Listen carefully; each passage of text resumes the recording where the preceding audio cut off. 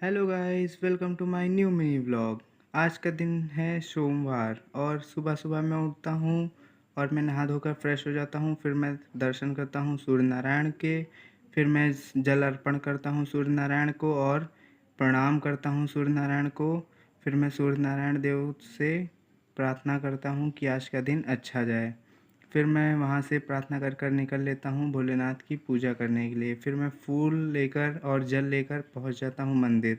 फिर मैं मंदिर में करता हूँ भोलेनाथ की पूजा और फिर मैं पूजा कर कर निकल लेता हूँ घर की ओर। फिर मैं घर पहुँचता हूँ और रेडी होता हूँ स्कूल जाने के लिए। फिर मैं स्कूल की ड्रेस में बैग लेकर निकल लेता हूँ स्कूल की ओर। फिर मैं बैठता हूँ रिक्शे में और मैं निकल जाता हूँ और आगे स्कूल जाने के लिए।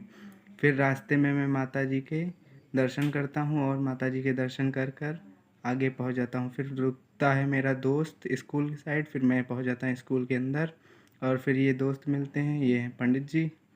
फिर ये दोस्त, फिर मैं छुट्टी हो जाती है और मैं निकलता हूँ स्कूल से। फिर अपना दोस्त खड़ा होता है और निकल जाता है बाइक से दूसरे दोस्त के साथ।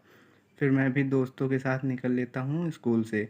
फिर आज स्कूल में कुछ खास हुआ नहीं। मैं गया था बायो लैब, वहाँ पे कुछ अच्छा लगा। फिर उतने में आ गई बारिश और मैं बारिश में बैठकर आ जाता हूँ घर। रास्ते में देखता हूँ बाज़ार लगी थी पशुओं की। फिर मैं पशुओं की बाज़ार देखता हूँ कि बारिश से तो पूरा कीचड़ कीचड़ हो गया। फिर बारिश बहुत हुई। फिर मैं उसी बारिश में उठाता हूँ साइकिल और अपने एक साईं वाले दोस्त के साथ निकल लेता हूँ घर। फिर वो साईं वाले दोस्त को कुछ बताता हूँ, फिर वो अपना लोगो दिखाता है और फिर मैं देखता हूँ एक साइड घनघोर बादल डरा रहे थे और दूसरे साइड सूर्य नारायण अपना प्रकाश दिखा रहे थे। फिर मैं वहाँ से देख कर निकल लेता हूँ आगे, आता हूँ घर और खा पी कर निकल जाता हूँ कोचिंग के लिए। फिर ये भरे कीचड़ के रास्तों से मैं निकल लेता हूँ कोचिंग की ओर। फिर मैं पहुँचता हूँ कोचिंग और रास्ते में ये व्यू देखते हुए जाता हूँ। जो बादल छाए हुए थे और धूप नहीं निकली थी, मौसम बहुत अच्छा था।